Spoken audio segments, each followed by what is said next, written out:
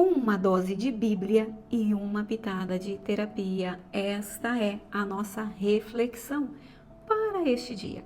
E hoje nós vamos falar sobre unção. É possível perder a unção?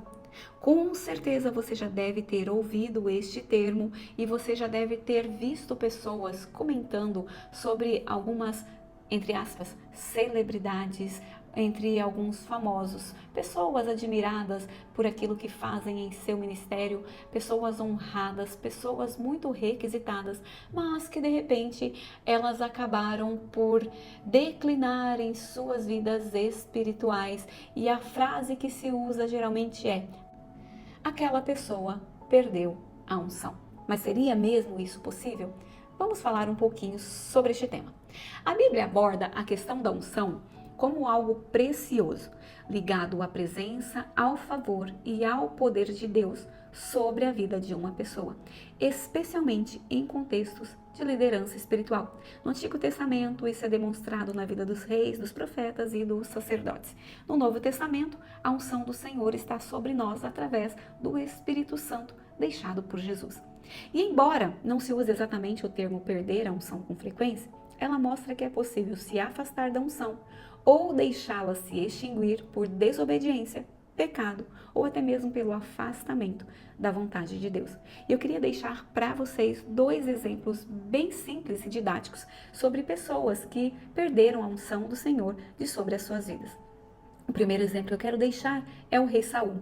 Saul foi o rei que perdeu a unção. Se você quiser saber mais sobre este contexto, você pode ler o livro de 1 Samuel, dos capítulos 13 até o capítulo 15, e você vai entender o que aconteceu ali. Saul foi ungido rei por Samuel, mas ele desobedeceu várias vezes a Deus. E o resultado disso foi que Deus rejeitou a Saul como rei sobre Israel. No livro de 1 Samuel, no versículo 16, 14, diz que o Espírito do Senhor retirou-se de Saul. No capítulo 15, versículo 11, Deus diz sobre Saul: arrependo-me de ter colocado Saul como rei, pois novamente ele me abandonou e não seguiu as minhas palavras. Veja bem o que nós podemos aprender aqui. Nós aprendemos que a desobediência contínua e o orgulho podem fazer com que Deus retire a sua unção de alguém. Neste mesmo capítulo, Deus manda Samuel falar para Saul: eu tenho mais prazer na obediência do que no próprio sacrifício. O segundo exemplo que eu quero deixar para vocês é sobre Sansão. Sansão foi o juiz que não percebeu que tinha perdido a unção de Deus. Para entender mais sobre esse contexto, você pode ler o livro de Juízes, seu capítulo 16. O que aconteceu aqui? Sansão, ele violou os votos de Nazireu e cedeu à sedução de Dalila. O voto de Nazireu significava que ele era uma pessoa separada exclusivamente por Deus para cumprir um propósito. E para que ele cumprisse esse propósito, ele precisava se abster de algumas coisas. E ele não poderia contar a ninguém o segredo da sua força. Entretanto, Dalila foi tão insistente que ele acabou cedendo, contando a ela de onde é que vinha a sua força. E o versículo que eu quero destacar para vocês aqui está em Juízes, capítulo 16, versículo 20, que diz assim: ele despertou do sono e pensou: sairei como antes e me livrarei. Mas não sabia que o Senhor o havia deixado. Uau, que palavra forte! Sansão contou para Dalila o segredo da sua força. Depois disso, exausto, ele cai no sono. Ela corta, então, os seus cabelos. E quando os inimigos vêm, ele imaginou: vou fazer como eu já fiz tantas outras vezes. Mas ele não se apercebeu que por conta de ter também desobedecido a Deus, Deus havia retirado a sua unção de Sansão. O que nós aprendemos com isso? Nós aprendemos que é possível continuar agindo como se estivesse ungido, mas já ter perdido a presença de Deus. É possível a pessoa continuar fazendo o que ela estava fazendo apenas por estar automático, apenas porque ela está habituada. Aquilo já virou uma rotina, já virou um costume e a pessoa vai fazendo sem se aperceber de que Deus não está andando com ela. Eu gosto muito quando Moisés fala para Deus: Deus, se o Senhor não for conosco, nós não sairemos daqui. Andar com Deus debaixo da sua unção é imprescindível para uma vida de sucesso. E aqui eu vejo também, tanto na vida de Sansão quanto na vida de Saul, um lado terapêutico. Muitas vezes nós olhamos para as pessoas e nós pensamos: ah, se eu estivesse no lugar dela, eu faria diferente.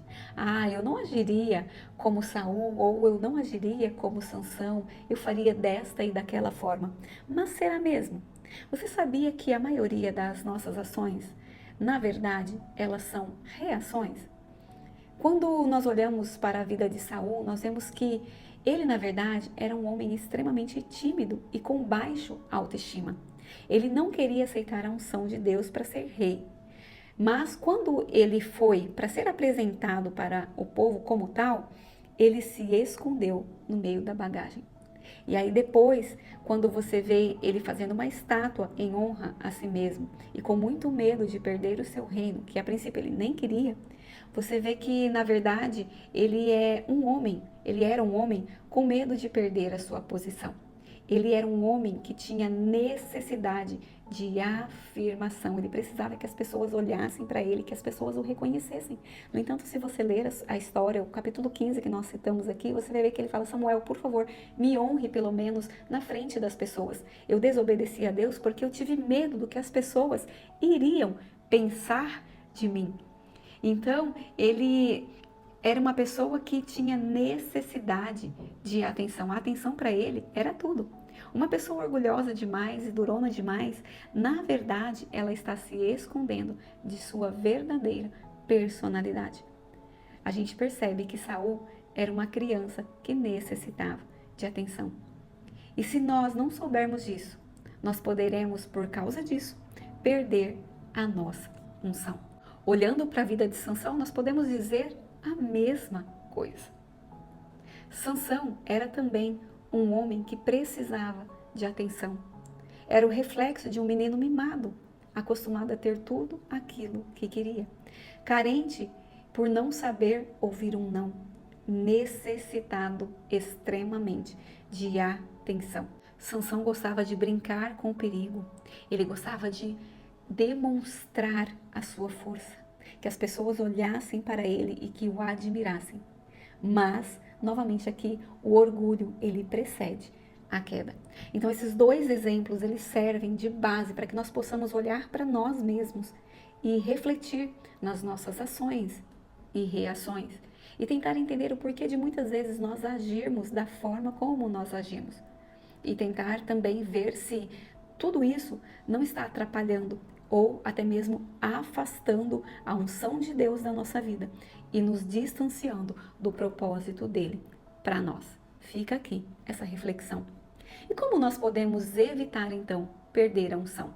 A Bíblia mostra que a unção pode ser preservada e fortalecida, e eu vou te dizer aqui alguns pontos que a Bíblia nos traz. Primeiro, pela obediência a Deus. O Evangelho de João, capítulo 14, versículo 21 diz assim: aquele que tem os meus mandamentos e lhes obedece, este é o que me ama. Aquele que me ama será amado de meu Pai, e eu também o amarei e me revelarei a ele. Deus quer se revelar a nós, mas isso vai depender da nossa obediência, em guardar os seus mandamentos, porque aquele que guarda, este ama Deus e Deus se revela para ele. Então, obediência a Deus vai fazer com que a unção dele sobre a nossa vida seja preservada e fortalecida. Outra coisa também que preserva e fortalece a unção do Senhor sobre nós: santidade e arrependimento constante. No Salmo 51, o salmista escreve, especialmente no versículo 11, não retires de mim o teu Espírito Santo. Davi aqui está fazendo uma oração de clamor, de perdão a Deus por conta do seu pecado. E ele diz: Senhor, eu errei, sim, mas eu me arrependo e eu quero me santificar a partir de então. Não retires de mim o teu Espírito. Espírito esse, como nós já dizemos aqui, que hoje representa a unção do Senhor sobre as nossas vidas. Outro ponto, intimidade com Deus. Mateus 25, de 1 a 13, nos conta a parábola das 10 virgens, 5 prudentes e 5 insensatas. E essa parábola nos mostra que nós precisamos manter as nossas lâmpadas acesas. E como é que isso acontece? Isso acontece através do óleo, do azeite, que também é a representação do Espírito Santo. Por consequência, a representação da unção de Deus sobre nossas vidas. Isso vai nos fazer preservar e fortalecer a unção de Deus sobre nós. Outro ponto, humildade e temor do Senhor. Tiago 4, dos versículos 6 ao versículo 10, você pode ler sobre isso, mas eu quero destacar os versículos 7 e 9, que diz assim: portanto, submetam-se humildemente a Deus, resistam ao diabo e ele fugirá de vocês. Haja lágrimas pelas coisas erradas que vocês fizeram, haja arrependimento e aflição sincera. Deus, ele olha para a sinceridade do nosso coração. Ainda que nós tenhamos errado, ainda que nós tenhamos falhado, Deus não olha para o nosso erro, ele olha para o nosso arrependimento. A Bíblia diz que Deus resiste ao soberbo, mas ele dá graça ao humilde. Então a humildade e o temor ao Senhor são de extrema importância para manter a unção dele sobre nossas vidas. E eu adicionei também aqui um ponto terapêutico, que é o autoconhecimento. Buscar conhecer e entender as nossas ações e também as nossas reações.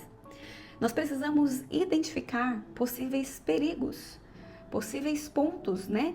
Aqueles chamados pontos cegos que nos possam levar para longe da vontade de Deus para nós e buscar ser mais intencional em tudo aquilo que nós fizermos. Se nós nos conhecermos, nós vamos entender aquilo que significa para nós um perigo, aquilo que talvez para outras pessoas possam não ser tão perigoso, possam não representar algo que seja danoso, mas para nós vai nos afastar da presença de Deus. Então o autoconhecimento é de suma importância.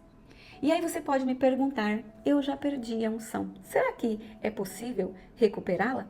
Com certeza, a Bíblia nos dá exemplos como o rei Davi e até mesmo Pedro, que negou a Jesus. Mas esses exemplos nos mostram que o arrependimento verdadeiro, ele pode restaurar a presença de Deus e a unção dele nas nossas vidas. Ainda no Salmo 51, versículo 10, Davi faz essa oração e eu queria que essa fosse a minha e a sua oração nesse dia. Ele diz assim: cria em mim um coração puro, ó Deus, e renova em mim um espírito inabalável. Eu queria trazer uma outra tradução, a tradução da Bíblia, a Mensagem. E esse texto diz assim: não fiques procurando manchas, cura-me completamente. Deus, faz um novo começo para mim.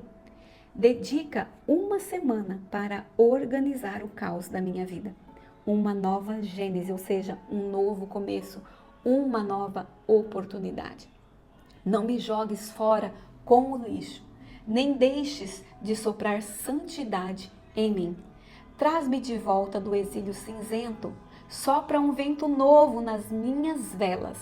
Dá-me a chance de ensinar os teus caminhos aos rebeldes, para que os perdidos consigam achar o caminho de casa. Uau! Quando nós nos arrependemos, nos humilhamos, quando nós reconhecemos que nós nos afastamos da vontade de Deus e nós pedimos a Ele: Senhor, me dá uma nova chance, um novo começo. Não me jogues fora, mas organiza o caos que há na minha vida. Quando nós fazemos isso, nós servimos como farol, como luz, para indicar também este caminho para as outras pessoas. Então, independente da forma como você esteja nesse dia, independentemente de como esteja a sua vida espiritual, há sempre a chance de recomeçar, há sempre a chance de confessar o seu pecado, de confessar aonde você caiu, de confessar a sua fraqueza a Deus. E Ele vai te trazer de volta novamente para o teu propósito. Ele vai restaurar a unção sobre a sua vida. A palavra de Deus nos diz assim que a glória da segunda casa, ela é maior que a da primeira. E é isso que eu declaro sobre a sua vida neste dia, em nome de Jesus. Que Deus te abençoe.